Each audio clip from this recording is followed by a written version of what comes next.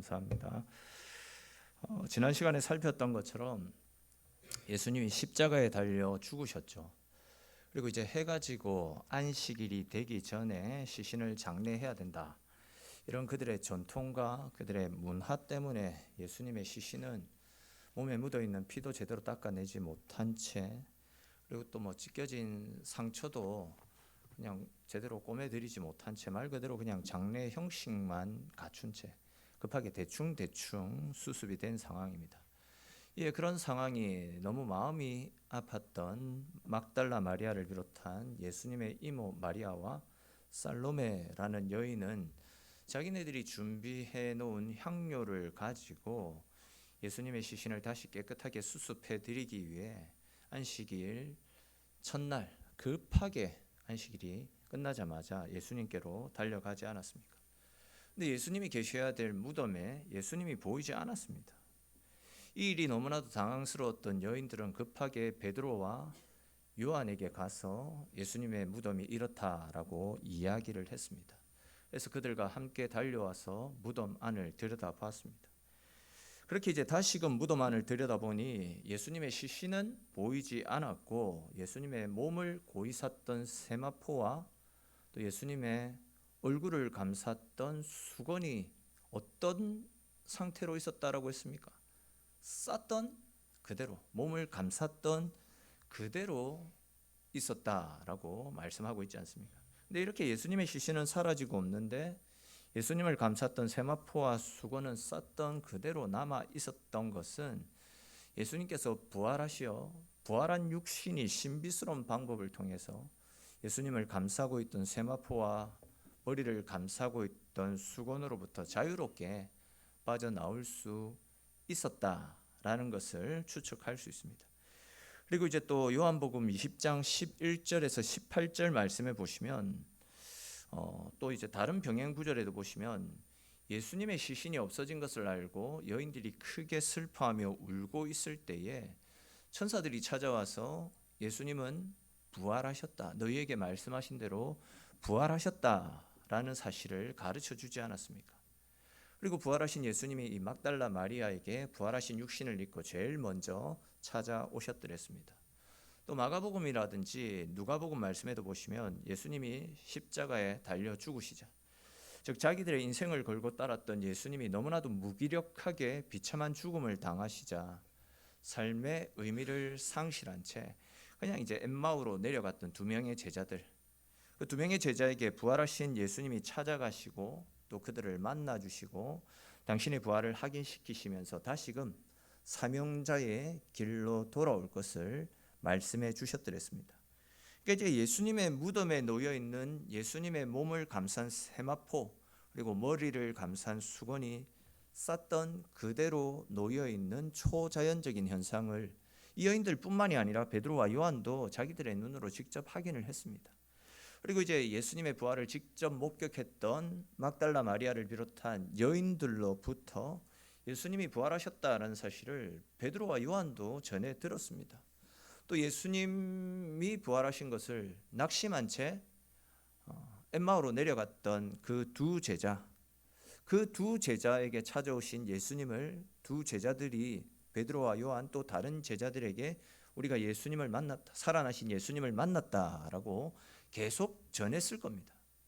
그런데도 베드로를 비롯한 다른 제자들은 예수님이 부활하셨다라는 그 사실을 받아들이지 않았습니다. 믿지 않았습니다. 여전히 그들은 예수님을 죽은 자로 취급했습니다. 그리고 자기들도 종교 지도자들에게 잡혀가지고 해를 당하게 될까봐 문을 꼭꼭 닫아둔 채 숨어 지내고 있는 상황이었습니다. 예수님 분명히 당신이 살아계실 때에 당신이 구약에 예언된 하나님의 아들이시고 인류를 위한 대속 제물이 되어주셨다가 죽는 것으로 끝나는 것이 아니라 다시 사흘 만에 되살아나실 것임을 제자들에게 계속 알려주셨습니다. 그리고 몇 명의 사람들이 부활하신 예수님을 직접 눈으로 봤다고 열변을 토하면서 내가 예수님을 봤다, 살아나신 예수님을 직접 목격했다라고 열변을 토했습니다. 베드로와 요한도 계속 들었다라는 거죠. 예수님이 부활하신 증거들이 여기저기에 쭉 계속해서 나타나고 있는데도 제자들을 보십시오. 제자들은 부활하신 예수님은 없습니다. 여전히 십자가에 죽어버린 무기력한 예수님만 그들 가운데 남아 있었더랬습니다. 쉽게 말해서 제자들은 자기들이 본 것만을 믿고 싶은 것만을 믿었다라는 이야기죠. 그 정도가 얼마나 심했냐면 오늘 본문 19절에 기록된 말씀을 보시면 혹시나 자기들도 잡혀가서 험한 꼴을 당하게 될까 봐 두려워서 꼭꼭 숨어 있었습니다. 꼭꼭 숨어 있었습니다. 그런데 그런 곳으로 예수님이, 부활하신 예수님이 찾아가셨습니다. 그리고는 모여있는 제자들을 향해서 너희에게 평강이 있을지어다 라는 인사를 건네셨습니다. 근데 이제 오늘 본문과 병행 구절인 누가복음 말씀을 보시면 예수님이 부활하셔서 제자들 가운데 찾아가신 이때의 상황에 대해서 그들이 살아나신 예수님을 보고서도 예수님을 유령이라고 착각합니다. 유령이 나타났다라는 생각에 혼비백산하는 장면이 누가복음에 나타납니다. 즉 제자들은 부활하신 예수님의 모습을 보고도 예수님이 살아나신 것이 아니라 예수님이 귀신이 되어서 우리에게 찾아왔다, 그런 생각을 했다라는 거죠. 이에 예수님은 당신이 육체가 없는 유령이 아니다라는 사실을 가르쳐 주시기 위해서 오늘 보면 20절에 기록되어 있는 것처럼 제자들에게 못자국 난 손과 창에 찔린 옆구리를 보여주셨더랬습니다. 그 모습을 보고서야 제자들은 의심이 사라졌고 그들도 기뻐하였다, 이렇게 말씀을 하고 있습니다.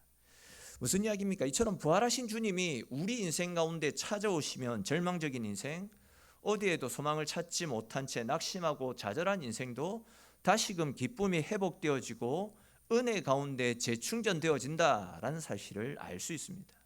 이것은 여러분 우리 인생도, 우리의 삶도 마찬가지입니다. 사망 권세 이기시고 부활하신 예수님은 지금도 우리의 삶 가운데 찾아오셔서 우리와 함께하고 계심을 믿으시기를 바랍니다. 우리의 가정 가운데, 또 우리의 일터와 우리가 다니는 학교와 모든 삶의 현장 가운데서 우리와 함께 하시면서 우리를 지키시고 우리의 삶에 도움이 되어 주십니다. 사랑하는 성도 여러분, 혹 오늘 본문에 나타나는 제자들처럼 우리도 큰 낙심, 큰 좌절, 큰 절망 가운데 빠져 있지는 않습니까? 내일에 대한 소망을 상실한 채 하루하루 겨우겨우 살아가는 그런 인생은 아닙니까? 부활의 주님을 만날 때에, 즉 주님께로 가까이 나아갈 때에 안 될 것 같았던 일들이 해결되어지고 절망적인 상황이 회복되어지고 우리 인생 가운데 잃어버린 기쁨들이 다시금 회복되어질 줄로 믿으시기를 바랍니다. 오늘도 우리가 드리고 있는 이 예배를 통하여서 또한 매일매일 우리의 삶 가운데 부활하신 주님을 만나시고 주님께서 우리에게 허락하여 주시는 은혜 속에서 잃어버린 기쁨을 회복하고 늘 언제나 주님 주시는 평안함, 부흥의 기쁨을 누리며 살아가는 저와 여러분들의 인생이 될 수 있기를 주님의 이름으로 축원합니다. 또 이제 이어지는 말씀에 보시면 제자들 가운데 찾아오신 예수님께서 제자들에게 건네는 말씀이 크게 세 가지가 나타납니다. 우리 먼저 21절에 기록된 말씀 같이 한번 읽겠습니다. 21절입니다. 예수께서 또 이르시되 너희에게 평강이 있을지어다. 아버지께서 나를 보내신 것 같이 나도 너희를 보내노라. 아멘. 자, 사실 예수님이 죽으신 이후에 큰 좌절, 낙심 가운데 빠져있던 제자들에게 주님이 살아나셔서 다시 그들 가운데 찾아와 주신 이 사건 하나만으로도 제자들의 마음은 큰 위로와 평안을 얻었을 것입니다. 말 그대로 주님이 다시 살아난 것은 제자들에게 큰 기쁨이고 즐거움이었습니다. 근데 보시면 주님께서는 이미 큰 평안 가운데 있는 제자들을 향해서 다시 한 번 더 너희에게 평강이 있을지어다 라는 인사를 건네고 있습니다. 주님께서 제자들에게 이렇게 너희에게 평강이 있을지어다 라는 말씀을 두 번씩이나 반복해서 그들에게 평안을 선포하셨던 것은 우리 믿음의 사람들이 평안 가운데 거하는 것이 굉장히 중요한 일이기 때문에 평안을 두 번씩이나 선포하신 것 아니겠습니까? 사실 지금 이때의 상황을 한번 생각해 보십시다. 주님이 다시 살아나기는 했지만 당시 종교 지도자들은요, 여전히 예수님과 예수님의 제자들의 행적을 예의주시하고 있었습니다. 그리고 혹여라도 또다시 복음과 관련된 그 어떤 행동이라도 취하게 된다면 이제는 제자들도 잡아서 예수님처럼 죽여야겠다, 이런 마음들을 가지고 있었습니다. 그런 것이 무서웠기 때문에 제자들도 꼭꼭 숨어서 밖으로 다니지 못하고 있었던 것 아닙니까?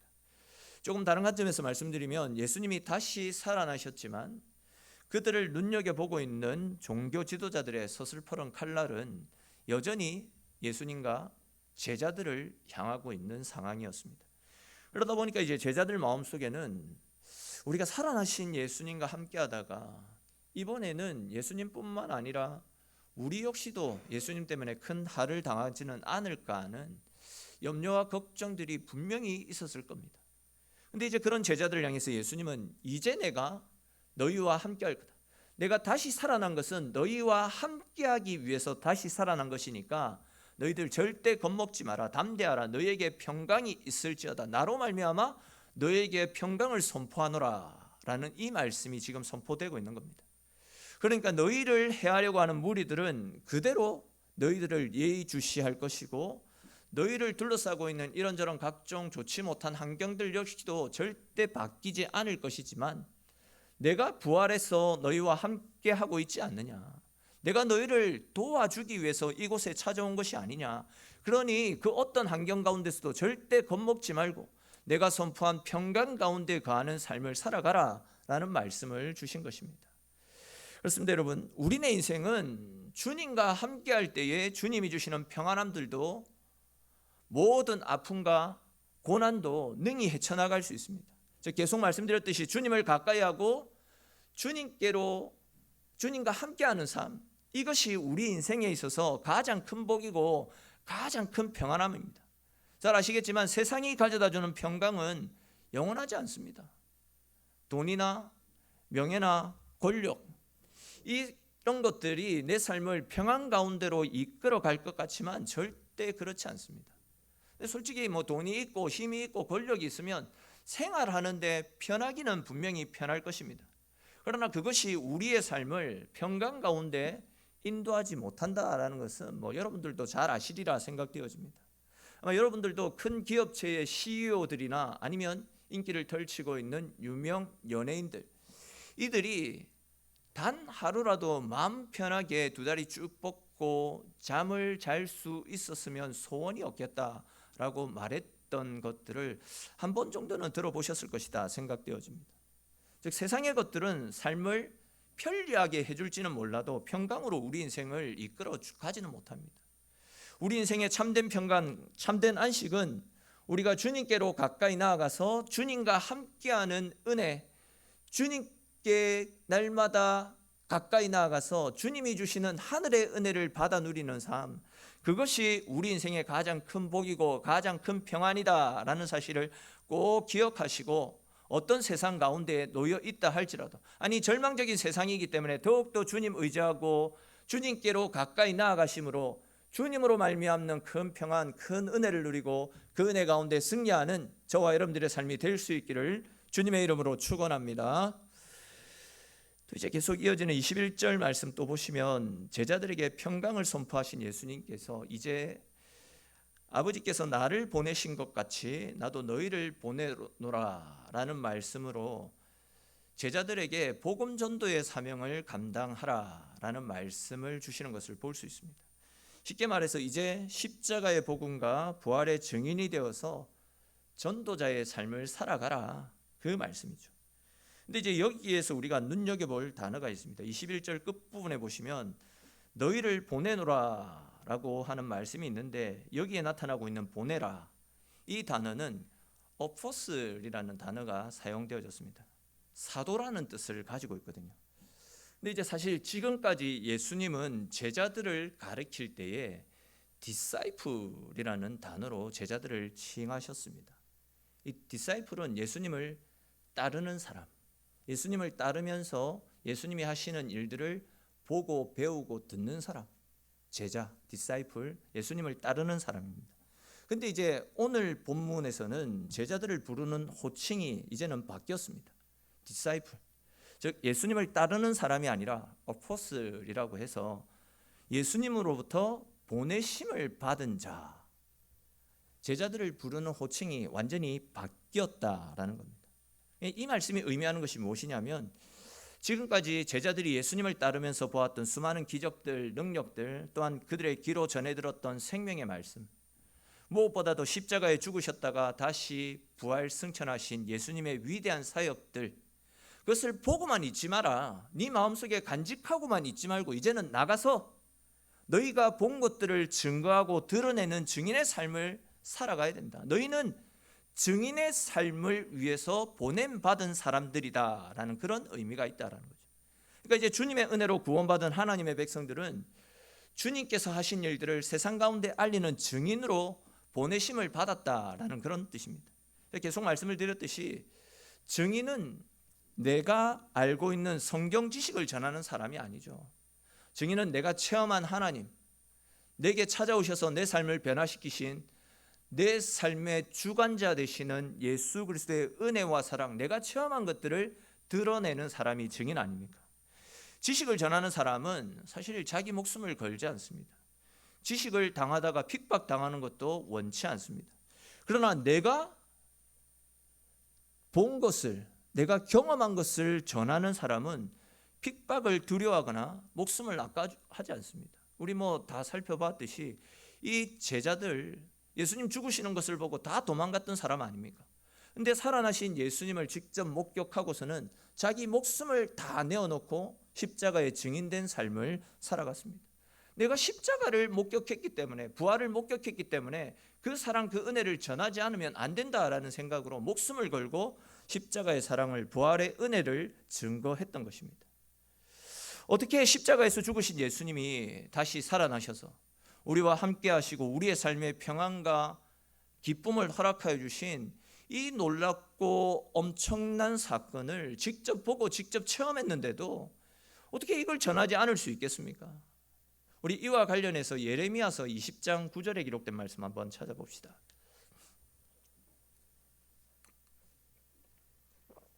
예레미야 20장 9절 말씀, 예레미야서 20장 9절 말씀 같이 한번 읽도록 하겠습니다. 예레미야서 20장 9절 말씀입니다. 내가 다시는 여호와를 선포하지 아니하며 그의 이름으로 말하지 아니하리라 하면 나의 마음이 불붙는 것 같아서 골수에 사무치니 답답하여 견딜 수 없나이다. 아멘. 자, 무슨 이야기입니까? 주의 엄청난 은혜와 사랑을 경험한 사람은 무슨 일이 있어도 반드시 증인의 삶을 살아내어야 된다, 그 말씀 아닙니까? 즉 죽으면 죽었지 말씀 증거하는 일만큼은 절대 중단할 수 없다라는 겁니다. 왜 그렇습니까? 내가 받은 은혜와 사랑을 전하지 않으면 그것이 한이 되고 골수에 사무치고 답답해서 견딜 수가 없기 때문입니다. 여러분, 하나님께서도 죽어가는 우리를 살리려는 절박한 심정으로 당신의 아들을 십자가에 내어주지 않았습니까? 예레미야는 그 절박함이 자기 뼈에 사무치고 있다라고 이야기합니다. 바울은 그 절박함으로 복음을 전하는 일에 자기 목숨까지도 아까워하지 않는다라고 고백하고 있습니다. 저도 저에게 이런 마음이 불일 듯이 일어났으면 좋겠다 싶습니다. 여러분들의 심령 가운데도 복음을 전하지 않으면 가슴이 사무쳐고 뼈가 사무치는 이런 간절함들, 애틋함들이 생겨났으면 좋겠습니다. 이런 거룩한 열정을 가지고 내가 다니는 직장에서 증인의 삶을 살아가십시오. 여러분들의 가정에 돌아가서 증인된 삶을 살아가십시오. 만나는 모든 사람들에게 증인된 삶을 살아가십시오. 우리는 믿지 않는 세상을 향해 보내심을 받은 하나님의 자녀들 아닙니까? 그러므로 여러분들이 보내심을 받은 삶의 현장에서 사람들을 만나고 교제할 때에 세상 돌아가는 이야기가 아니라 예수님을 전하는 삶을 살아가십시오. 선교지에 갔는데 예수는 전하지 않고 세상 이야기만 줄곧 한다면 우리의 사명을 제대로 감당하지 못하는 것 아니겠습니까? 진짜 우리는 우리 주변에 주님을 몰라 죽어가고 있는 영혼들을 불쌍히 여기고 그 영혼들을 하나님 앞으로 인도하기 위해 주님으로부터 보냄받은 사람이다라는 것을 기억해야 됩니다. 그리고 그 사람들에게 다가서야 되고 살려야 합니다. 그들에게 전해야 됩니다.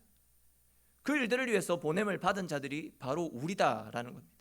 오늘 하루도 영혼에 대한 절박한 마음으로 전하지 않으면 견딜 수 없는 뜨거운 가슴을 가지고 보내심을 받은 나의 삶의 현장에서 증인된 삶을 살아내시는 저와 여러분들의 삶이 될 수 있기를 주님의 이름으로 축원합니다. 근데 이제 어떻습니까, 여러분? 증인이 된다라는 것은 절대 쉬운 일이 아닙니다.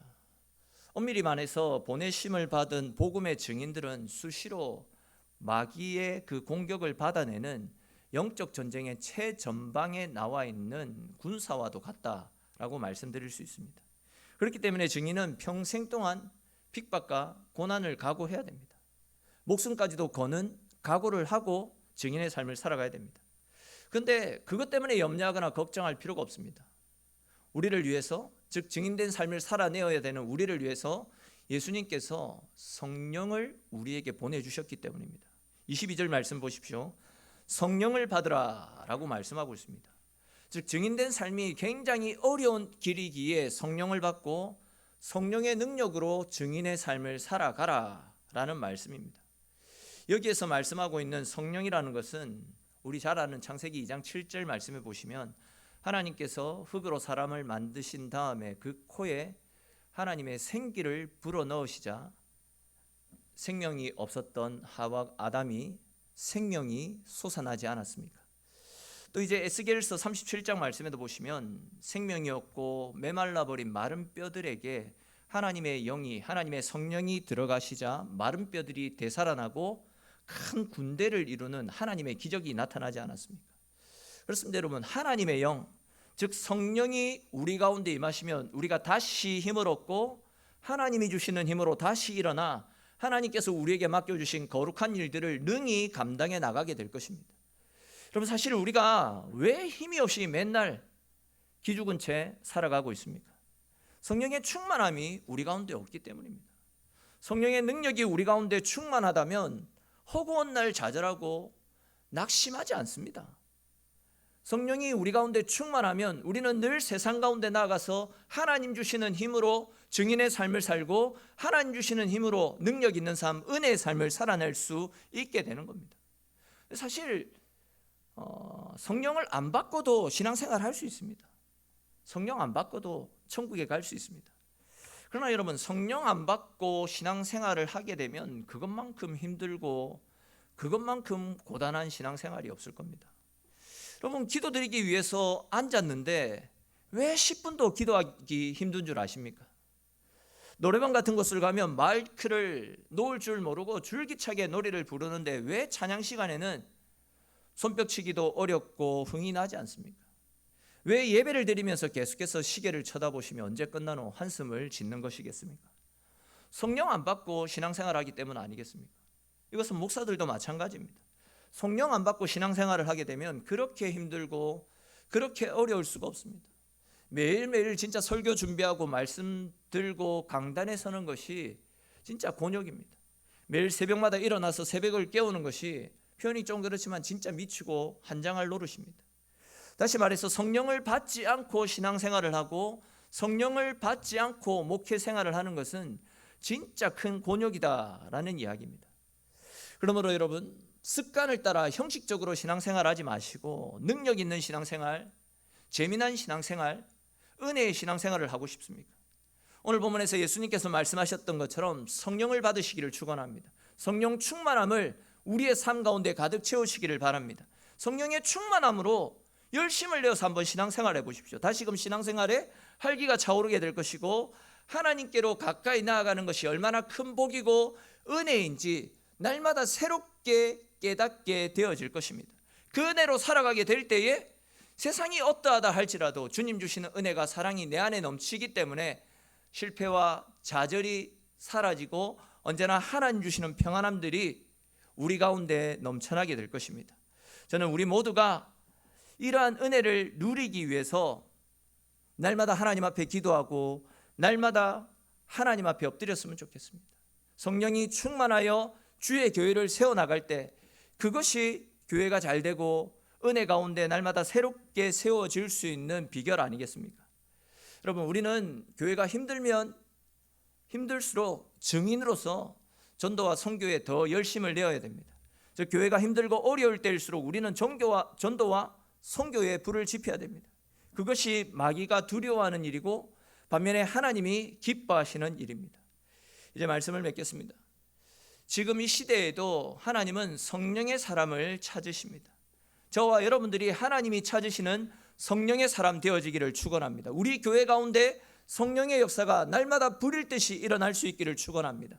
우리 교회가 성령이 주인 되시는 교회가 되어지기를 축원합니다. 성령의 역사가 날마다 끊이지 않는 하나님의 은혜가 넘쳐나는 그런 교회 되어지기를 축원합니다. 여러분들의 가정 가운데 성령의 충만한 은혜가 회복되어지기를 바랍니다. 여러분들의 심령 속에 성령의 불이 다시금 불일 듯이 일어나기를 축원합니다. 오늘 이 시간 가운데 성령의 불이 활활 타오르게 되기를 바랍니다. 성령이 임하시면 우리 인생은 완전히 달라지게 됩니다. 우리의 삶과 우리의 가정이 달라지게 될 것입니다.